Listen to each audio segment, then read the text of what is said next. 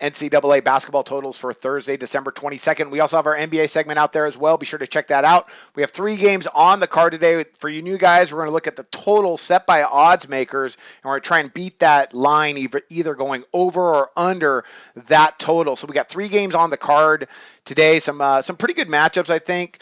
So we're going to go ahead and start breaking it down. Don't forget to check out SBR for all the odds, numbers, sign-up bonuses at sportsbooks, reputable sportsbooks, which ones to join up and which ones to avoid. It's all at SBR. All right, here we go. Here's our segment. We got 3 games we're going to look at. The first one is Tennessee versus East Tennessee State. Excuse me. Oddsmakers have this at 153, and I'm going over that total. Now, recently, the last time I talked about Tennessee, I was talking about Bruce Pearl, and of course, he's at Auburn. And that was a mistake by me. I actually mentioned that in my video. You do that. I'm human and I make mistakes. But by the time I finished the video, I was like, I'll just make a note of it. That, of course, it's Rick Barnes, former Texas guy. He's at Tennessee now. But, mistakes happen. So just to let you know, I understand Barnes is the head coach of Tennessee. But, I am human and we all make mistakes. But anyway, the point is this. Tennessee goes really fast. Rick Barnes, even at Texas, he loved to go up tempo, and I think that's exactly what we're going to see today. East Tennessee State, not bad at all either. This is a pretty scrappy team. They might beat Tennessee.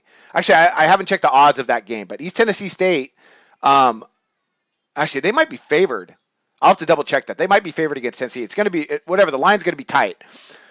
Let's go ahead and take a look at some numbers here. All right, I like over this 153. We got Tennessee averaging 78.3 points per game, and we got East Tennessee State 77.4. Defensively, not bad numbers by East Tennessee State. They're allowing 66.7 attempts per game. Tennessee, not great, allowing over 73 points per game. That's something about Barnes that always bugged me at Texas. They were never really a good defensive team. Period. They could score. They had some really good scoring teams, back in the day with Durant and stuff, but they never really played any sort of lockdown type of defense. Let's look at some more numbers here. We got Tennessee. They're shooting over 44% from the floor, and they're shooting over 49% of their 2-point shots. Not great from distance, but their tempo, again, with Rick Barnes, are averaging about 60 attempts per game. But on the other side, they're allowing about 57. That's one of the faster tempos in NCAA hoops. Eastern Tennessee State, they don't go really fast, but they're a really good shooting team. They rank 18th in the country in shooting efficiency, and they also they rank 15th in effective field goal percentage. Sorry, to pull down the statistic there. They're shooting about 50% overall, which ranks 11th in the country. This is a good East Tennessee State team. Good mid-major. They've always been a good mid-major for last several years. They're shooting almost 56% of their 2-point shots, and they're shooting over 39% for distance. They're going to score. And I think Tennessee's going to be able to score as well. We got them like their last game versus Gonzaga, 86-76 loss. Then they put up 92 and 74 versus some lower competition.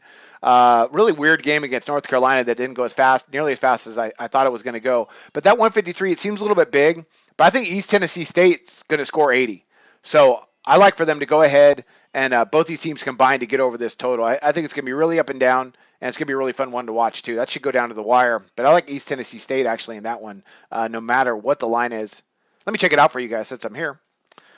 Let's see what that line's at while I go ahead and go on to the next one. Next one we're going to look at is LSU and Wake Forest. Danny Manning's gone really fast this year with the Demon Deacons, and he's actually done a pretty decent job. They're playing a little bit better than last year, and I'm going right now, odds makers, I'm going over it. It's a 160. Really big total, but LSU, they're one of the faster tempo teams, in the SEC. They're going to get up and down the floor while I go ahead and bring up that, let's see what that East Tennessee State Tennessee game is as I continue to break this down.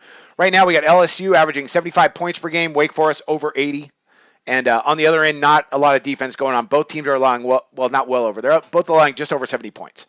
That's a pretty good tempo, but pretty good tempo as far as defensive scoring. But what I like is the actual tempo, the actual field goals attempted per game, where you got LSU averaging 61.3.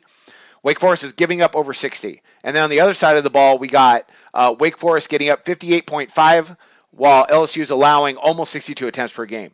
Pretty good shooting teams as well. Wake Forest are shooting 53.2% on their 2-point shots, over 47% overall, and they rank in the top part of the country in effective field goal percentage and shooting efficiency. LSU, not bad either.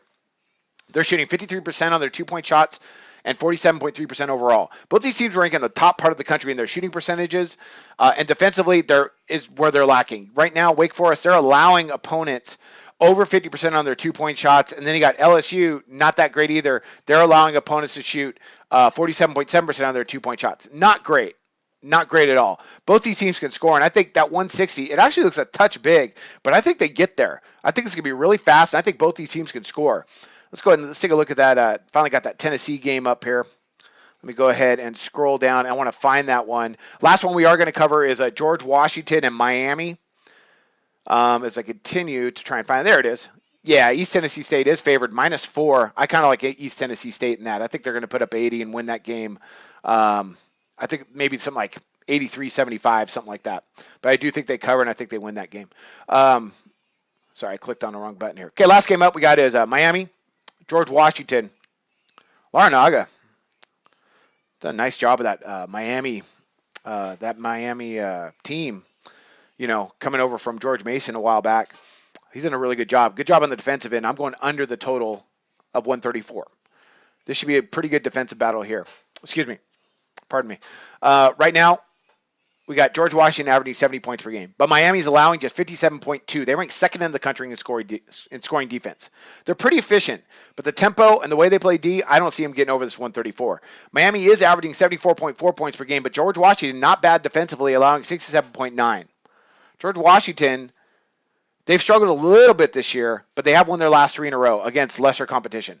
Miami, they're solid. They're always tough, and they play really good defense. I mean, look at a game when they played Iowa State, a really fast team. They lost 73-56. Okay, so that's 129. Iowa State's, they're not bad. Miami should not have lost that bad. But in the end, this is a good Miami defense. I think they're going to hold George Washington to a really low number. I mean, we look at the Colonials, their shooting numbers, 40.5% overall. That ranks about 300th in the country. And Miami, they're allowing just 35.9%. That ranks 4th.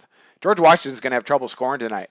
Miami, okay percentages offensively, not great though. They're shooting 46.8% overall. They're ranked 71st in the country. George Washington, not bad defensively. They're allowing opponents just under 42%.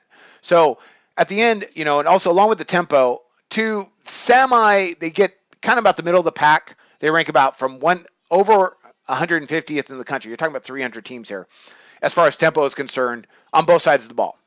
Let me double check that. Yeah, on both sides of the ball. Actually, outside the top 200 teams on both sides of the ball.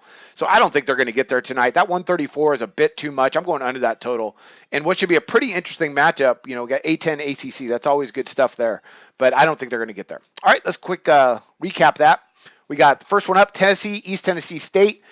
153 set by oddsmakers. I'm going over, and I like East Tennessee State to win that game by more than 4. LSU, Wake Forest, what's going to be an absolute track meet, in my opinion, over the 160. That's going to be a really fun one to watch. Finally, opposite way, and this one, maybe not a really fun one to watch, but decent matchup here with George Washington and Miami, 2 teams that have won a couple games in a row here. 134, and I'm going under that. Those are my 3 NCAA basketball picks as far as the totals are concerned. Check out SBR, and I wish you luck on your picks today. Do your research before you bet. Check out our ratings guide to see which books have the best ratings and sign-up bonuses. Open up several accounts and shop for lines at sbrodds.com. Always be ahead of the game.